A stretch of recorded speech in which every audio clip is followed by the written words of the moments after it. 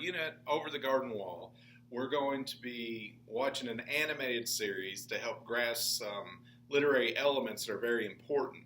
So what this does is it presents a very clear and easy and hopefully entertaining way that we can grasp the concepts we need to be able to analyze literature throughout the year.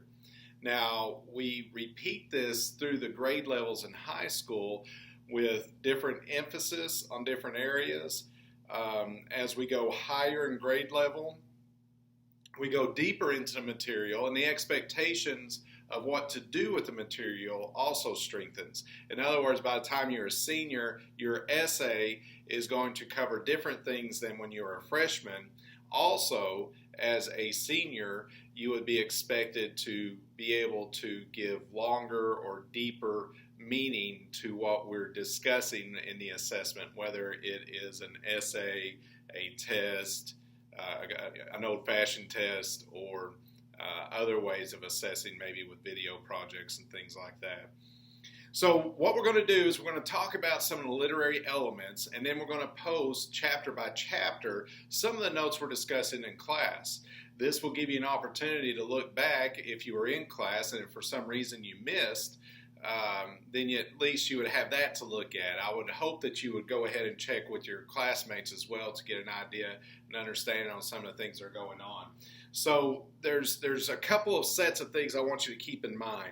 As we discuss these things, there's the micro and macro aspect, and there's also the short-term, long-term aspect. And what that means is micro is small. So the immediate, just a narrow view of something. So like with setting, we're just talking about the short, the immediate time setting, like 11 o'clock at night, or just night in general.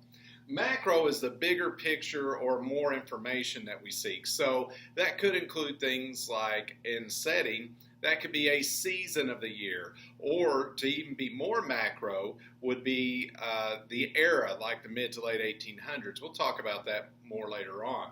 Also the short and long term. And what that means is sometimes within a chapter we're going to see some elements come into play, and then there's going to be the long-term aspects we need to keep in mind, that from start to finish of the story. So foreshadowing, within a chapter there may be foreshadowing of something that's going to happen within that chapter.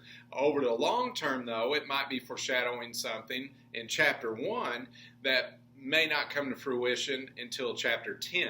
So that's the long term. So I want you to keep those two things in mind as we go through these. Main characters, those are going to be the people who are central to our story.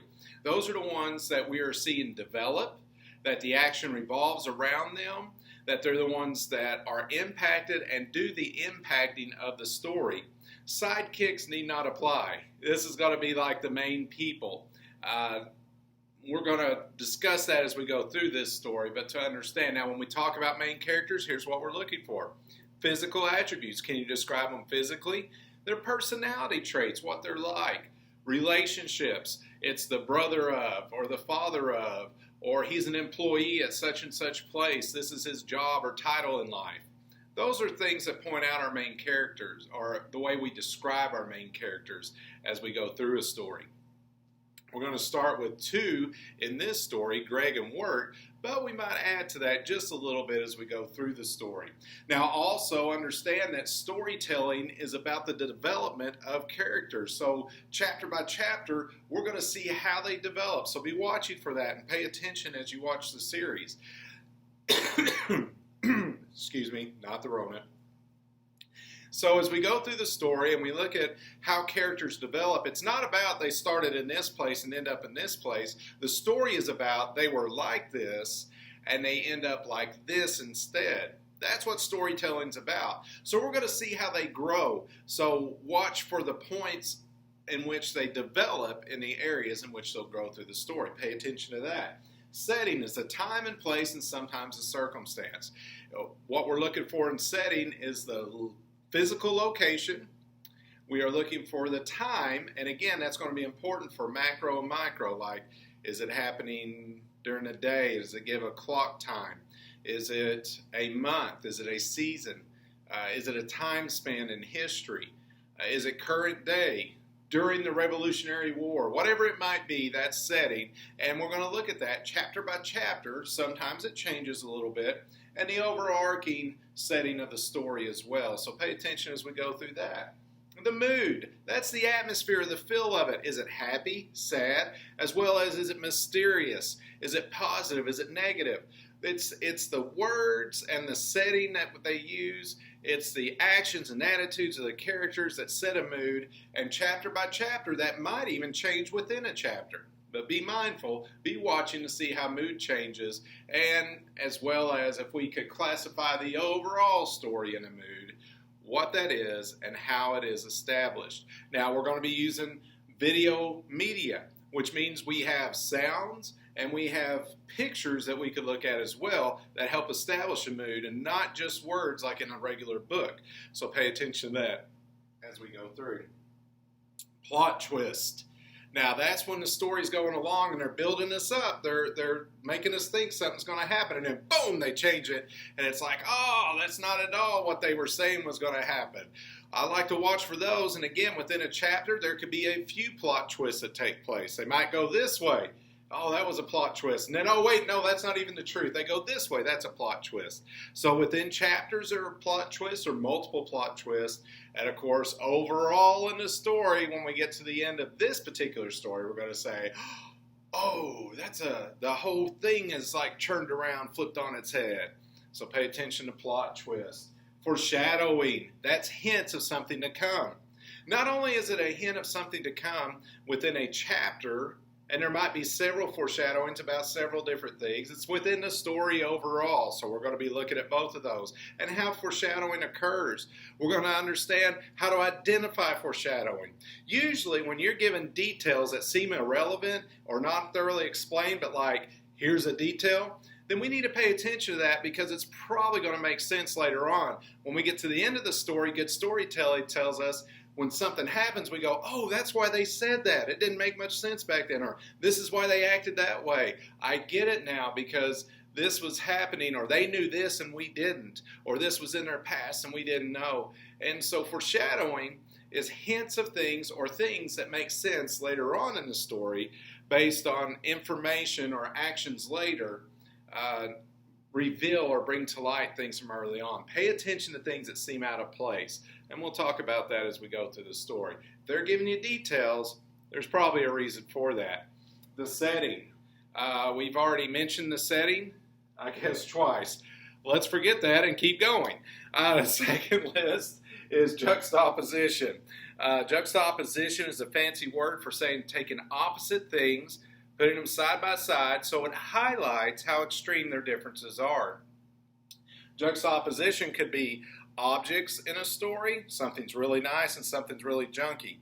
It could be events in a story, something really good, something really bad. Often, juxtaposition is going to revolve around characters. And in this story, the two brothers, Greg and Wirt, are going to be prime examples. We see that one is worrisome, for example. That's one of his character traits. The other one is not. Now, if you just read that, oh, he's worrisome and worries, you might kind of think, well, he's kind of a worrywart. But when you put it against his brother, it's like, wow, I see that he is an extreme worrier, and this one is extremely not a worrier. So it highlights the contrast between the two. Antagonist is the one that goes against the story. They're the problem maker, they're the troublemaker. They're often viewed as a villain in a story, or the source of the conflict, the source of problems. Anti-antagonist. Protagonist, for. That means they're for the good guys.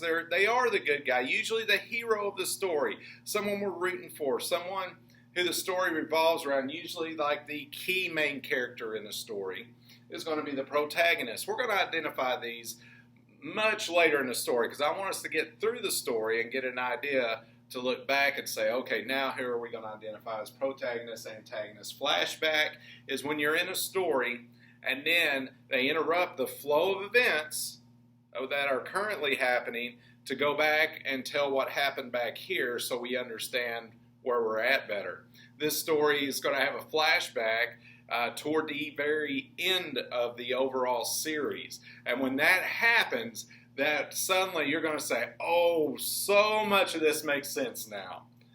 The way people are, the way they're acting, the way they're dressed, why they are where they are, All these sort of things are going to come about and make a whole lot more sense when we have a flashback. So be paying attention to that. Exposition, rising action, climax, falling action, resolution. These are the components of any story being told. And in this case, we start with the exposition. Exposition is they tell you, discover where they're at, who's involved, and any pertinent background information. So we start out knowing these boys, there's two brothers, they're lost in the woods trying to find their way out, and pretty soon we find out there's going to be something to do with a beast, so to speak. And so we find out pretty quick some of the background information that sets the story. The rising action is that journey that they're going through. They're going on all these little mini adventures that are part of the overall thing of we're trying to find our way home.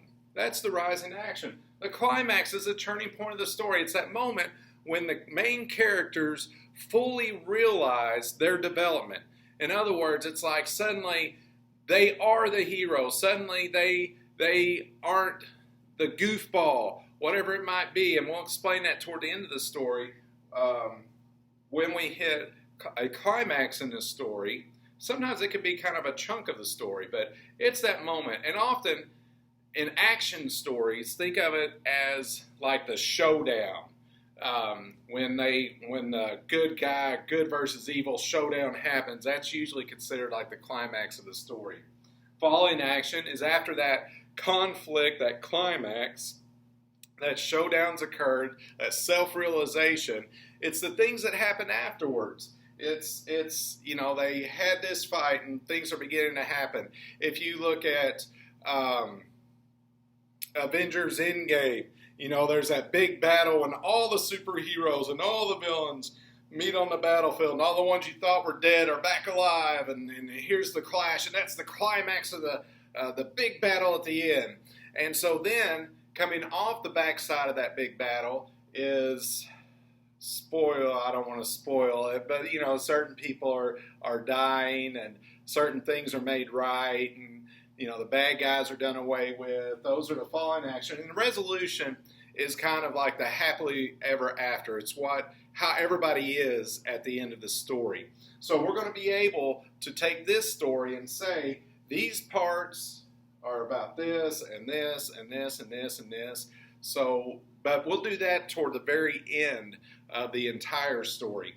But I want you to have those parts in mind because it's going to be important. Because if you could do that with this story, that will help you later on with other literature to be able to break it into its proper components of what part of a plot element, that's what these are called, plot elements, you're dealing with in a story.